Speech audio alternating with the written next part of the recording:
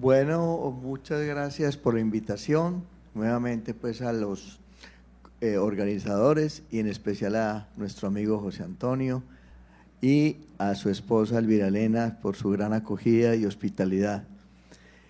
Bueno, es muy importante decirles que todo lo que se ha dicho en este simposio eh, dirigido a todos nuestros colegas y por supuesto a los que van a recibir las banderas de esta su especialidad, los médicos jóvenes que están aquí, y yo tengo una gran alegría y un buen sentimiento que se lo he expresado al doctor Padrón, al doctor Iván Baena y al doctor Luciano Ponte, que cuando yo me gradué y vine de París 7 del Hospital Bichat, les decíamos nosotros en Manizales, los tres mosqueteros. Ellos andaban siempre y eran los conferencistas de la época. No sé si tú te acuerdas, Alvis, de que fueron un punto a seguir, y eso esperamos que los que están aquí hoy en día, como las nuevas promociones, cojan las banderas de estas asociaciones, tanto de la Asociación de Gastroenterología, la Asociación Colombiana de Gastroenterología y de Endoscopia Digestiva. Bueno, muy bien. La enfermedad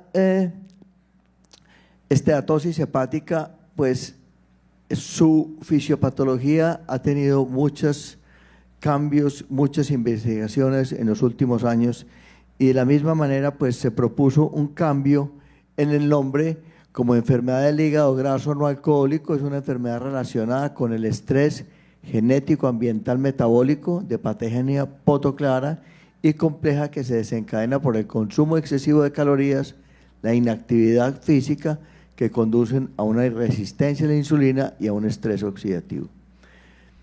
Un grupo de expertos reunidos ya hace varios años propuso entonces que la enfermedad por el hígado graso, la esteatosis hepática, fuera denominada más bien como enfermedad por hígado graso asociada a una disfunción metabólica, y esto tiene una gran importancia por cuanto el enfoque del diagnóstico y del tratamiento de esta enfermedad nos abre nuevas perspectivas.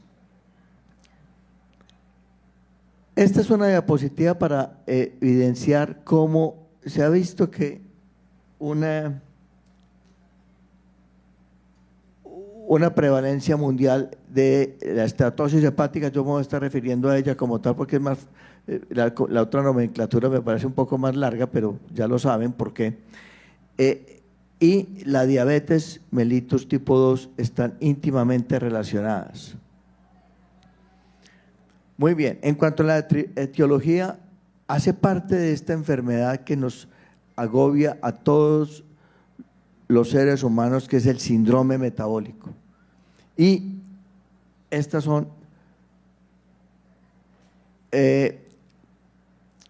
datos que tienen que ver entonces con el mundo entero, que se estima que 1.4 billones de adultos son obesos, que 6 millones de personas en los Estados Unidos han progresado en la esteatohepatitis no alcohólica, que ahorita vamos a ver cuál es el espectro de la enfermedad de la esteatosis hepática. 600.000 personas han progresado a la cirrosis relacionada. Hoy en día se sabe que la esteatosis hepática es la enfermedad crónica del hígado más frecuente y la que está relacionada con mayor número de muertes asociada por enfermedad hepática. Y es la segunda causa en el mundo de trasplante hepático. Ya sabrán entonces ustedes los costos que significan para los institutos nacionales de salud de todo el mundo. Hay un punto aquí importante y que quiero llamar la atención sobre esta prevalencia, que en el África es menor. Se ha dicho que puede ser por sus condiciones económicas, sus hábitos alimentarios, pero también hay estudios sobre situaciones genéticas. Les hablaba entonces del espectro de la enfermedad. Aquí tenemos entonces la esteatosis hepática, que puede pasar a esteatohepatitis. De allí directamente puede progresar a la fibrosis hepática y la cirrosis, que puede desencadenar un hepatocarcinoma o seguir toda esta línea de evolución. Cuando nos encontramos y enfrentamos entonces a un paciente con esteatosis hepática, como médicos debemos investigar otras posibilidades y factores entonces que están influenciando a su progresión. Ya hemos hablado del síndrome metabólico, que aquí están todos sus componentes, factores genéticos, que es la aponeutrina, que tiene que ver entonces con el metabolismo de los ácidos grasos, que es el gen regulador de la glucosa a través de la citoexoquinasa en el hígado, y factores medioambientales, el consumo de la fructosa, que ya lo han mencionado aquí, el colesterol, el alcohol, y ahorita que decía el doctor Fernando que el café puede ser un elemento en la diarrea crónica, yo como del eje cafetero pues tengo que defender el café y nuestra economía, y se ha visto que el café puede mejorar el metabolismo de los lípidos y este otro gen, y por supuesto el ejercicio que vamos a ver ahorita como parte del tratamiento.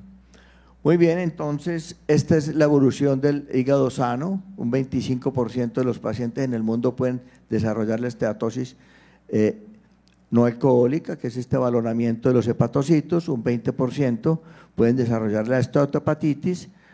Aquí vemos entonces, nos llaman la atención sobre el acúmulo o la infiltración por células inflamatorias o abombamiento de los hepatocitos. Un 5% de estos pacientes de la esteatosis hepática pueden regresar o pueden evolucionar entonces aquí a la fibrosis y más tarde a la cirrosis. Cuando nos enfrentamos a un paciente con esteatosis hepática es fundamental hablar sobre el consumo de alcohol, porque son dos enfermedades que, si bien son sinérgicas, son diferentes en su etiopatogenia, y desde el punto de vista de la histología puede que no se diferencien, pero sí son sinérgicas, y ya hay un acuerdo mundial sobre el consumo del alcohol, que es de 140 a 210 gramos de alcohol a la semana, o 30 gramos de alcohol diarios, que son 2 copas de vino, más de 2 copas de vino o 2 cervezas, o pues si son alcoholes de mayor concentración, pues un trago. Y ya nos llamaba la atención ayer el doctor Luciano sobre el consumo del alcohol: 280 gramos para los hombres o más de 40 gramos al día en los hombres. Es clave desde el punto de vista de la historia clínica preguntarle al paciente. A veces no es fácil, si van acompañados, a todos nos ha pasado: dígale, mi hijo, lo que usted no hace sino tomar trago. Dígale al doctor que usted lo que hace es tomar trago. Eso es cierto, a veces hay que tomarnos el tiempo, decirle a su acompañante o a quien acompaña al paciente que estamos en una consulta de investigación para curar la enfermedad, para hacer un enfoque holístico de la misma. Muy bien. Esto entonces cambia el nombre ya a una esteatosis de tipo alcohólico, pero hay unos casos en que debemos investigar medicamentos, como vamos a ver ahorita, enfermedades monogénicas como es la deficiencia de la lipasa lisosomal, la enfermedad de Wilson. Hace mucho tiempo que yo no veo enfermedad de Wilson, que es el acúmulo del cobre para los estudiantes, la hipolipoproteinemia, los metabolismos del hierro, la enfermedad, pues la hemocromatosis, y estas enfermedades crónicas como la infección por virus de la hepatitis C, la malnutrición, la enfermedad celíaca que ya han hablado, y el virus de la inmunodeficiencia humana. Esta es una patología, una fisiopatología de una propuesta hecha por el doctor Day y sus colaboradores, donde nos llaman la atención sobre que hay 2 pasos o 2 impactos sobre el hígado.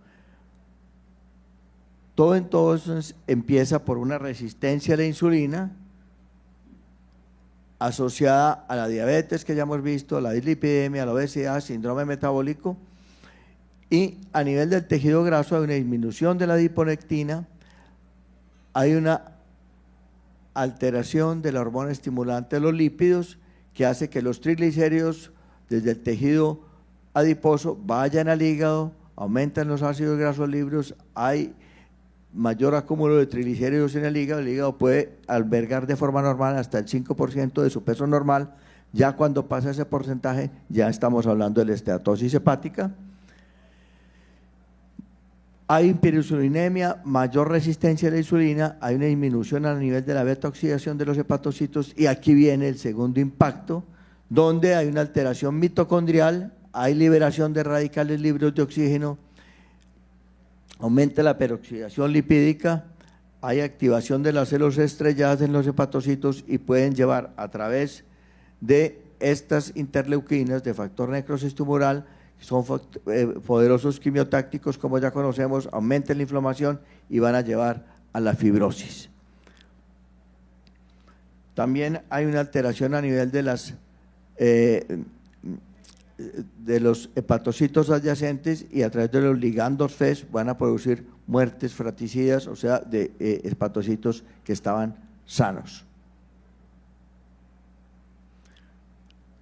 Resumimos entonces: resistencia a la insulina, alteración a nivel de los hábitos de nutrición, de las adipoquinas, aumentan la lipotoxicidad, la inmunidad innata, los receptores nucleares, la autofagia, y este tema que hemos hablado y que hemos escuchado en el día de ayer y de hoy de la microbiota. Hay gran investigación, parece que a nivel de la segunda porción del duodeno hay alteración de la microbiota, no está muy claro todavía cuáles son esas cepas, pero que favorecen entonces que se absorban más ácidos grasos, la parte epigenética que ya les mostré, y nuevamente más resistencia a la insulina.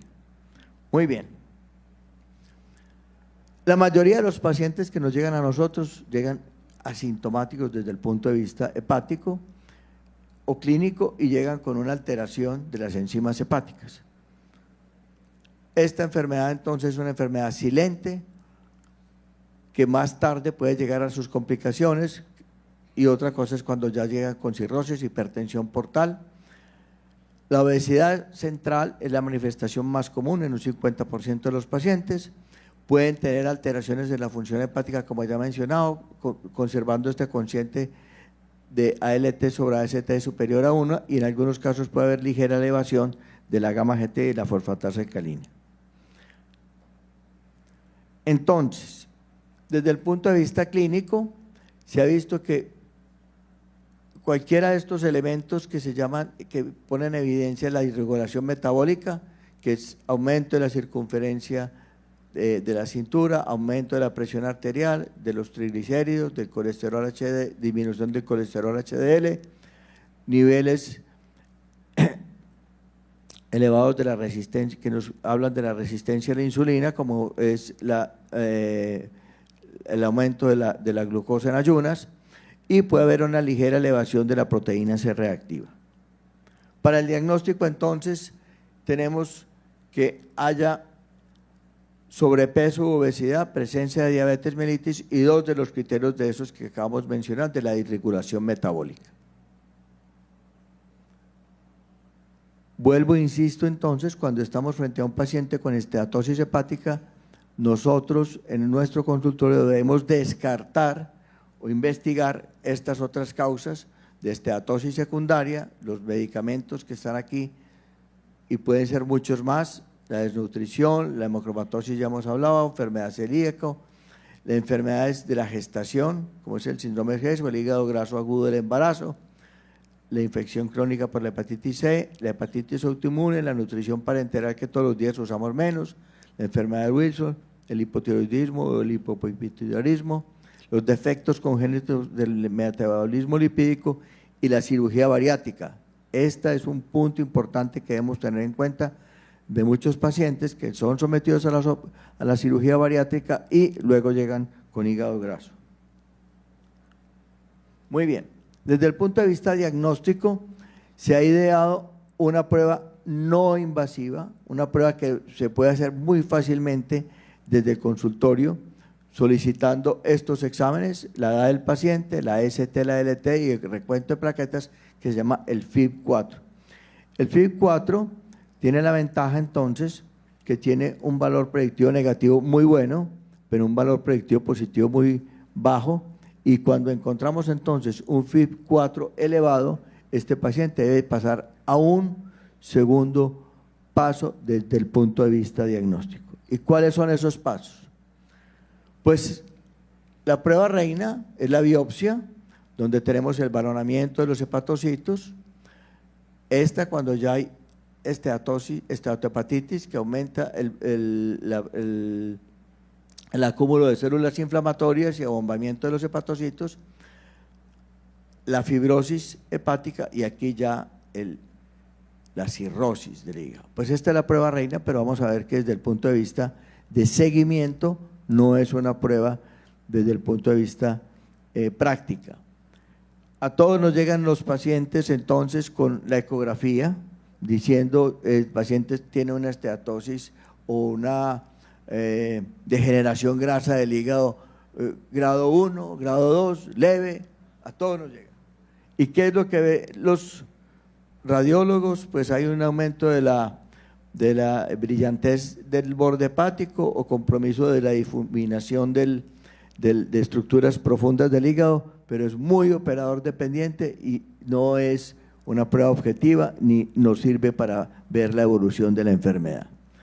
Por eso entonces hizo su aparición la elastografía, de la cual me voy a referir ahorita, y otra prueba de gran importancia es la resonancia magnética nuclear, con la ventaja de que puede evaluar mayor porcentaje del hígado, tanto el lóbulo derecho como el lóbulo izquierdo. La elastografía estática pues solamente evalúa el lóbulo derecho, y hay pruebas como es la espectroscopia por resonancia magnética por emisión de positrones, que es tal vez una de las pruebas más modernas que tenemos para evaluar la esteatosis hepática. Desde el punto de vista histológico, hay ya pues una clasificación de la esteatosis, grado 1, 2 y 3, esto es pues de los patólogos, la esteatohepatitis y la fibrosis. Sin embargo, aquí tengo esta tabla publicada en Hepatology ya hace varios años, donde hablan de cada uno de ellos, de las ventajas de la biopsia. Sin embargo, es poco útil para hacer el monitoreo de la enfermedad por sus complicaciones, por los riesgos y porque la mayoría de nuestros pacientes, creo que a todos nos ha pasado, que llega una esteatosis hepática y queremos clasificarlas y uno le habla de una biopsia hepática y dice, pues ¿cómo así, doctor? Si yo vine aquí aliviado y me va a chuzar el hígado, como diría nuestro querido doctor Serpa, mamola. Nadie quiere someterse a una biopsia hepática si se está sintiendo bien y está asintomático y vienes con unas pruebas de hepáticas elevadas. Muy bien, están las pruebas. El FIB4, que es no invasiva, tiene gran ventaja, tiene sus falsos positivos, como es la hemólisis, la inflamación, el síndrome de Gilbert, y tenemos la elastografía transitoria, de gran ventaja, reproductible, examina un volumen mayor del hígado, adecuada para detectar cirrosis. También tiene sus falsos positivos. Tenía esta falla, y era que en los pacientes obesos no era un método de mucho rendimiento. Ya hay sondas que se llaman las sondas LARGE para grandes obesos, que nos da gran información y nos permite hacer un acercamiento del diagnóstico mucho mejor. También sirve para evaluar la progresión de la enfermedad y la elastografía por resonancia magnética nuclear, que ya me he referido a ella. Muy bien, unas palabras entonces sobre el FibroScan. Es una técnica no invasiva para medir la fibrosis hepática basada en la evaluación de la medición indirecta de la elasticidad o rigidez del tejido, se llama elastografía transitoria. Algo sobre cómo apareció el FibroScan. No sé, doctor Fernando, usted que comparte algunas experiencias o muchas de allá del Hospital Bichat, apareció esto lo desarrollaron los franceses. ¿Por qué lo desarrollaron los franceses? Midiendo el grado de maduración de los quesos. Entonces, ellos a través de unas ondas medían qué tan maduro estaba el queso de acuerdo a la rigidez y se mide en kilopascales, y ya luego esta técnica se pasó a la medicina para evaluar el grado de rigidez. Entonces, a través de una onda elástica de baja frecuencia, tiene un valor cuantitativo proporcional a la fibrosis hepática, se puede repetir, identifica en forma precoz los pacientes que pueden estar progresando a la cirrosis después de la elastosis y puede identificar las complicaciones. Desde el consultorio hay el emisor de las ondas, se emiten 10 impulsos, como les dije ahorita, evalúa 4 centímetros. La desventaja pues es que solamente es el hipocondrio derecho, y que es el elastograma, de acuerdo a la rigidez, ustedes ven que va cambiando de un ángulo agudo a una onda más perpendicular, y esto se expresa entonces la rigidez en kilopascales. Pero también podemos evaluar la elastografía, que se hace a través entonces del parámetro de atenuación controlada, y mide esa elastografía en decibeles por metro.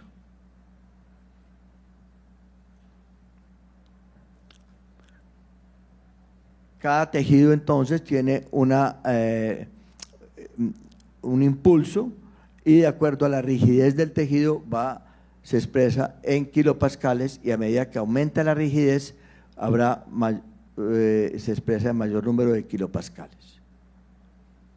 Estos son 2 casos del consultorio. Es una paciente que lo mandó un internista porque tenía pues entonces una ecografía con una esteatosis leve, tenía unas enzimas hepáticas normales, unas plaquetas normales, no consumía alcohol, hacía ejercicio 2 veces por semana, y nos encontramos entonces con este resultado del FibroScan, que nos hablaba que tenía una elastografía de 225 y una fibrosis, una rigidez de 6.1 kilopascales, y finalmente entonces le pudimos decir al paciente, que de hecho era un colega, que estuviera tranquilo, que no había fibrosis y que menos del 10% de los hepatocitos de él tenía esteatosis hepática. Por el contrario, este paciente con un índice de masa corporal de 34.2, un peso de 102 kilos, no consumía alcohol, no hacía ejercicio, una AST elevada, una LT elevada, se conserva pues entonces el cociente de mayor a 1, una gamma-glutamil tripeptidasa ligeramente elevada, un colesterol elevado, un LDL elevado, unos triglicéridos elevados, o sea, cumplía todos los elementos del síndrome metabólico.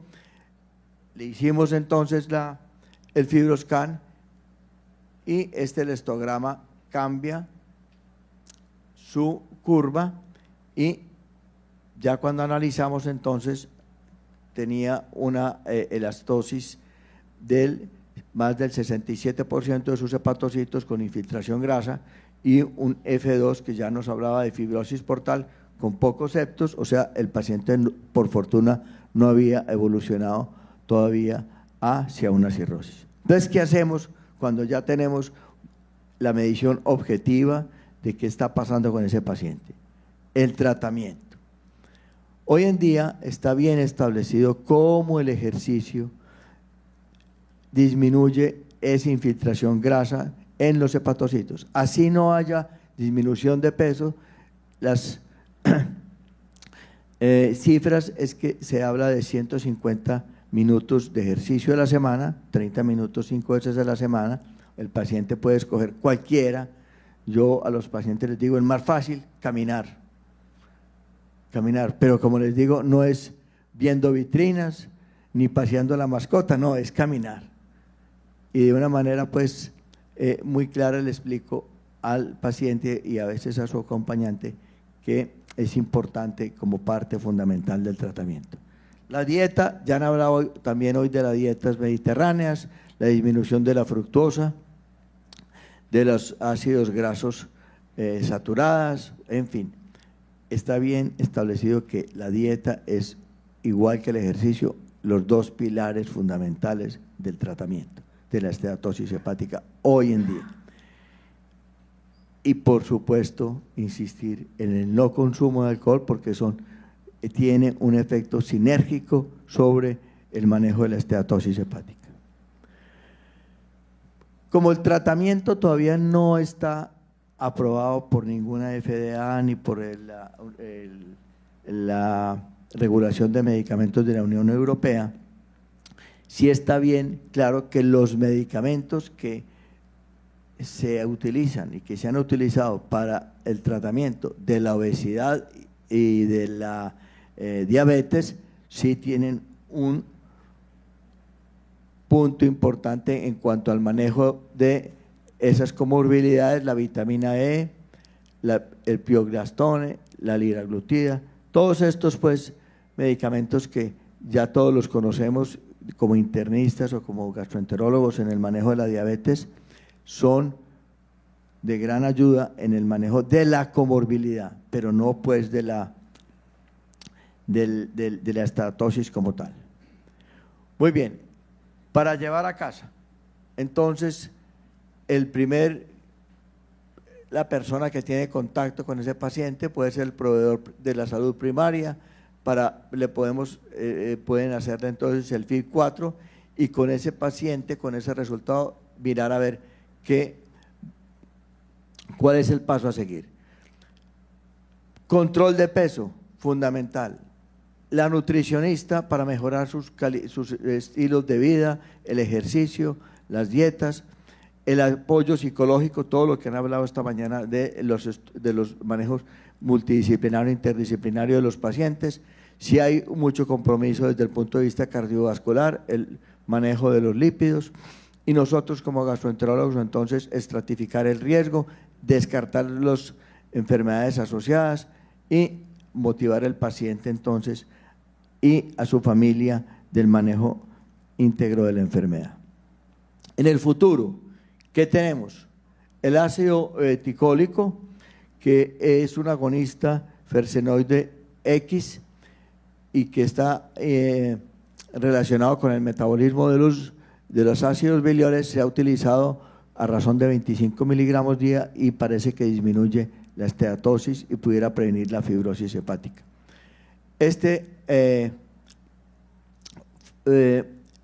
Remestirón, ya hay artículos publicados, este es de febrero de este año, apareció en el New England Journal sobre el uso de este medicamento para la esteatosis hepática. Es un receptor beta de la hormona tiroidea dirigida al hígado y mostró su eficacia o sus buenos resultados a razón de 80 o 100 miligramos día para el manejo de la esteatosis hepática.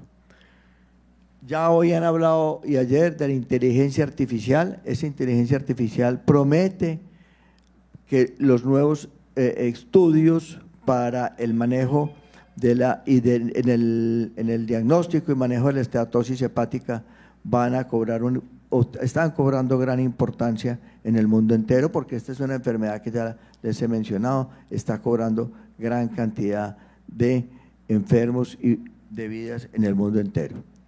La modulación del microbioma, también han mencionado hoy, ya les dije, hay ya estudios que han evidenciado que hay bacterias en la segunda porción del duodeno que están alterando la absorción de los ácidos grasos a nivel del intestino, los modificadores genéticos que ya les he hablado, y hoy en día se habla entonces o se están desarrollando dos programas muy importantes, el programa NIMBLE en los Estados Unidos y LITMUS en la Unión Europea, orientados al manejo de la esteatosis hepática. Muy bien, una cuña parroquial antes de terminar. Estamos haciendo la convocatoria desde principios del año para la especialización en gastroenterología clínica en la Universidad de Caldas. Se cierran ahora en agosto y este teléfono o este correo pueden utilizarlo para mayor información. Antes de terminar, pues quiero invitarlos también a la Endotour que se llevará a cabo en Manizales para la penúltima fin de semana de agosto. Invita a la Asociación Colombiana de Endoscopia Digestiva de 22 y 23 de agosto del fin de semana. Y los dejo entonces con estas bellas palabras que dedicó el poeta Pablo Neruda, Premio Nobel de Premio Nobel de Literatura, poeta chileno. Manizales, fábrica de atardeceres. Cuando tú los veas, verás que esa inspiración es una alucinante realidad.